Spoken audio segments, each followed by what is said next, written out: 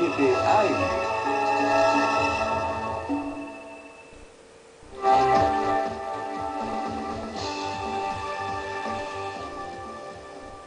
Estamos de vuelta en la entrevista de la mañana, estamos conversando sobre este libro, Rendición de Cuentas, que presenta hoy en la tarde Juan Alberto Fuentes Knight, que fue ministro de Finanzas al principio del gobierno de Álvaro Colón. Juan Alberto, hay muchas cosas, muchas dudas que le surgen a uno acerca del gobierno de Guatemala cuando uno lee el libro. Una de ellas es que usted menciona un gabinete, habla del gabinete con su gran salón de reuniones, que es precioso, pero muestra que ahí no se toman las decisiones. Es más bien como un foro de discusión que empieza tarde. ¿Por qué, Juan Alberto? ¿Dónde se toman las decisiones? Bueno, bueno, por un lado, no es que el gabinete fuera, ¿cómo decir?, inútil o que no hiciera nada, ¿no? Yo creo que, y eso trato de aclararlo en el libro, el gabinete sí era un foro importante de discusión, de intercambio de información, de debate. En lo fiscal ahí presentamos proyectos de presupuesto, ¿no? Pero la verdad es que la mayor parte de decisiones sí se tomaban en otras instancias. Por ejemplo, había un Consejo de Seguridad. Entonces en ese Consejo de Seguridad se tomaban muchas decisiones en materia de seguridad y luego simplemente se llevaba ya al gabinete para que se ratificaran de alguna manera o se confirmaran, ¿no? Sucedía algo... ¿Y cómo es posible que ahí no era parte el ministro de Finanzas siendo el tesoro que tiene que dar los recursos para todo? Es que el tema fiscal no era lo más importante ahí, para comenzar. Yo creo que había otros temas de ordenamiento, ¿no? Mucho más importantes, de inteligencia, etcétera. No, bueno, con base en ese argumento, entonces el Ministerio de Finanzas tendría que estar en todo, ¿no? Entonces yo creo que... Pero sí estaba en cohesión social. No, no estaba formalmente el ministerio. Pero sí. Participaba un viceministro, un asesor, ahí estuvo, en particular al final estuvo Eric Coyoy, tampoco participaba en todas las reuniones, ¿no? Entonces no... y es que además hay que tener cierto cuidado, ¿no? Porque tampoco al Ministerio de Finanzas se le puede aprovechar de mal manera, ¿no? Entonces el Ministerio de Finanzas tiene sus reglas, sus normas, por eso es tan importante tener un presupuesto, es una protección del Ministerio de Finanzas, la verdad, tener un presupuesto bien normado. De manera que no, hay que ser, pues yo pienso, un poco selectivo dónde se va a meter el Ministerio de Finanzas, ¿no? Hay que proteger al Ministerio de Finanzas. Al final está protegiendo las finanzas del país, ¿no? Y no sujetarlo a tantas presiones externas, ¿no? ¿Cómo operan esos sectores poderosos que buscan incidir? ¿Cómo influían en esas decisiones? Bueno, yo hablo ahí mucho del sector privado, ¿no? Y distingo como distintos niveles del sector privado, porque el sector privado, la verdad que hay que reconocer que funciona de una manera organizada, muy eficiente, con objetivos muy claros. Creo que eso en parte explica su propia efectividad, ¿no? Y ahí distingo yo por lo menos tres niveles. Uno que es el grupo de los 8, el G8, ¿no? Donde están grandes empresarios muy importantes, que tienen un liderazgo que no necesariamente se refleja en una subordinación de CACIF, porque tampoco es que CACIF sea un instrumento de ellos, pero donde sí hay una convergencia fuerte. Y ellos tienen normalmente una interlocución directa con el presidente o con altos funcionarios de gobierno, ¿no? Pueden llamar por teléfono y pedir una cita y se les da. Es el derecho a picaporte que se menciona a veces, ¿no? Luego está el CACIF como tal, que yo creo que todos conocemos, que también tiene una posición, que también tiene su capacidad de incidir, su incidencia en los medios de comunicación. El hecho de que también movilicen recursos importantes también les da incidencia, ¿no? Y luego, como tercer nivel, hay muchas relaciones personales, ¿no? Entre empresarios individuales y funcionarios, a veces incluso empresarios que llegan a ser funcionarios, etcétera, ¿no? Entonces todo eso se refleja en una trama ahí de relaciones y de posiciones que a la hora de tratar un tema como una política fiscal o una reforma fiscal se refleja en muchísimas presiones y donde yo argumento que lamentablemente el sector privado no ha tenido la posibilidad de tener una posición a favor de algo, ¿no? De una reforma tributaria moderada, modesta incluso, ¿no? Siempre lo que experimentamos, por lo menos en estos 2 años y medio, era una oposición a cualquier cosa que se planteaba, ¿no? Pero porque también tenía dificultades en ponerse de acuerdo, ¿no? Se podía poner de acuerdo en oponerse, ¿no? Pero no en estar a favor de algo. En el prólogo, el Alberto Torres Rivas hace un recuento de cómo se ha construido esta democracia pasar de los regímenes autoritarios al sistema que tenemos ahora. Y él decía una frase que a mí me golpeó así fuerte, y él dice que su lucha fue un combate contra la historia. ¿Usted lo ve así, Juan Alberto? Sí, pero no solo yo, digamos, yo creo que hay mucha gente que está peleando contra la historia en Guatemala. ¿Y usted creía que podía ganar ese combate cuando usted asume ese puesto? Bueno, con modestia, no, no es que sea un superhombre o que me creía un superhombre, ¿no? No, yo ahí partí de un dicho que ahí menciono que viene de mi papá, que es un dicho popular, ¿no? Que mencionaba mucho mi papá, que era: no hay peor lucha que la que no se hace, ¿no? Yo creo que había posibilidades, había un espacio, había un grupo convencido de gente que estaba en el ministerio, también habíamos tenido toda la experiencia del grupo promotor del diálogo fiscal, relaciones con grupos sociales, entonces había posibilidades de hacer algo. Y si usted hace una reflexión autocrítica, ¿qué lección saca de ahí? ¿En dónde se equivocó? Mire, yo haría mucho de lo que hice, lo volvería a hacer. Creo que subestimé el grado de compromiso, en particular del presidente, en impulsar la reforma.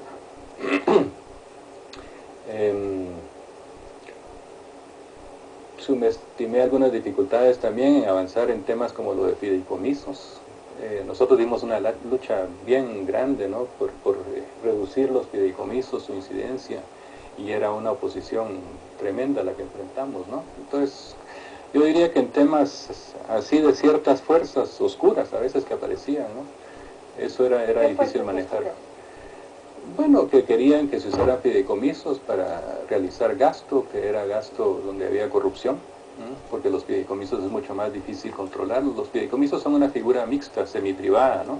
Cuando se pasan los recursos a un fideicomiso no es como cuando se pasan los recursos a un ministerio, ¿no? Que el ministerio está sujeto a todas las normas presupuestarias, en el fideicomiso se vuelve otra cosa, ¿no? Incluso ya se considera como ejecutado, el gasto ejecutado cuando se pasa a un fideicomiso. Entonces nosotros íbamos muy claros en relación a eso, pero nos costó mucho, ¿no? Se lograron avances, ¿no? Y con el propio presidente, por cierto, él, en el caso de Fonapaz, logramos prohibir que Fonapaz después acudiera a ONGs. En el caso de Covial también se restringió que Covial pudiera invertir, realizar gastos de inversión, pero eso fue después de año y medio, 2 años, ¿no? Entonces, yo creo que por ahí irían algunas de mis reflexiones. También en el caso del Congreso realmente había un grupo muy amorfo, muy poco definido en relación al tema tributario, ¿no? Tal vez ahí me deja retomar, me estaba buscando porque aquí yo lo apunté. En algún momento, ahorita no lo encuentro, pero dice usted los diputados, algo así como que eran dispersos, sin principios y corruptos. Oportunistas. Está hablando, ¿no?, de todos los diputados, por supuesto, pero de un grupo. Es en el Congreso donde, y en la ejecución de obra, en este famoso listado geográfico, donde se concentra la corrupción del país. Sí, lo es. Eso no quiere decir que no haya personas también corruptas en el Ejecutivo, ¿no? Incluso en el sistema judicial. Pero yo sí diría que es en el Congreso y creo que es muy importante centrar el debate, buena parte del debate, en lo que pasa en el Congreso, porque eso fue una de las fuentes principales de problemas que nosotros tuvimos, ¿no? Por una parte,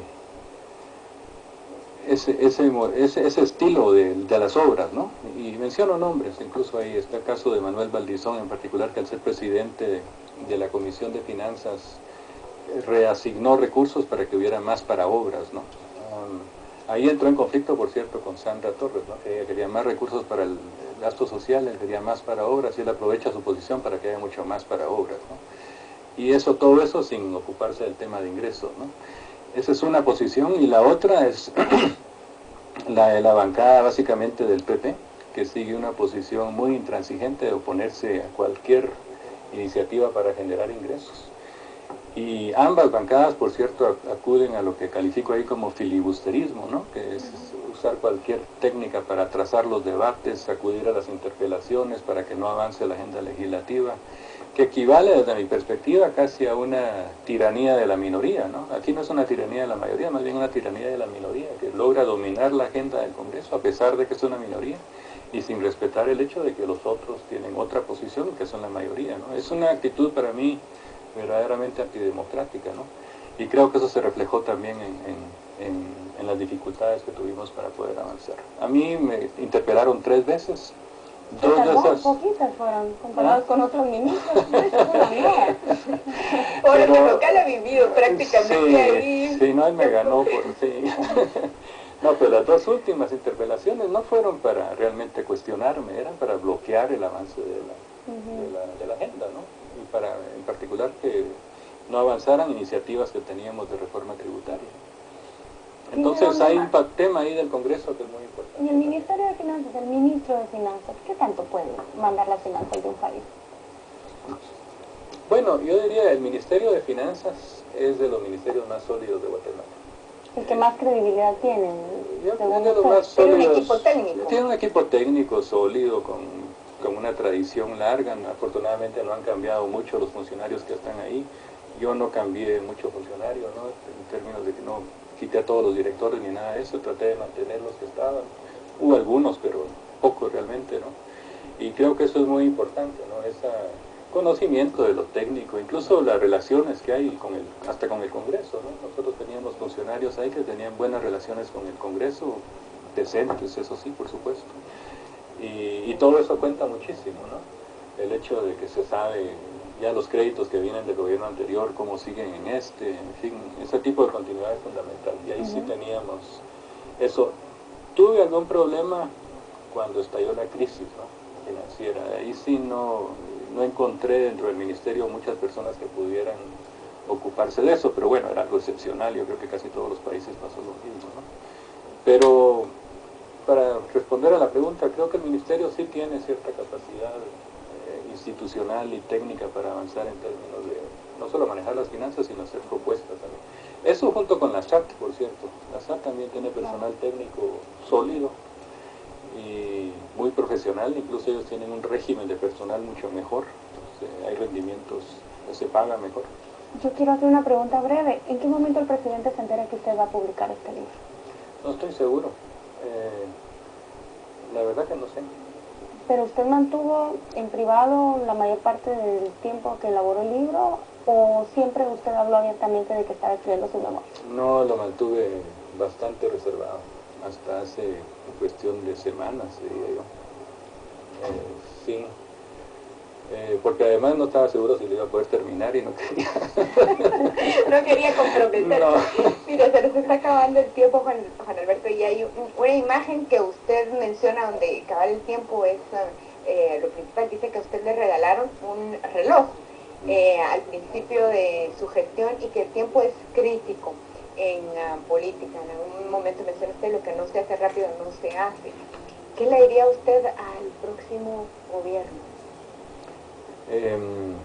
Bueno, lo que usted dice, que hay que aprovechar el tiempo, que en materia fiscal, eso me lo dijo el presidente Lagos de Chile, que había que aprovechar los primeros días para hacer una reforma tributaria, fiscal, porque no solo tiene más capital político el gobierno que entra y más capacidad de hacer cosas, sino que además se puede beneficiar también de esa reforma después, ¿no? Con los recursos que genera, ¿no? Y es un sorbo amargo, en cierto modo, ¿no? Tiene un costo político, obviamente, pero si es al principio, yo creo que sí tiene...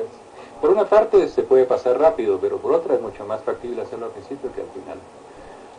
Y además creo que en esta ocasión están los requerimientos técnicos ya definidos, ¿no? Está la propuesta del Grupo Promotor del Diálogo Fiscal, apoyada ahora por 40 economistas.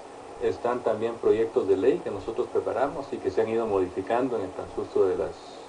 Nosotros tuvimos miles de negociaciones con sectores sociales, con el sector privado, con diputados, en fin.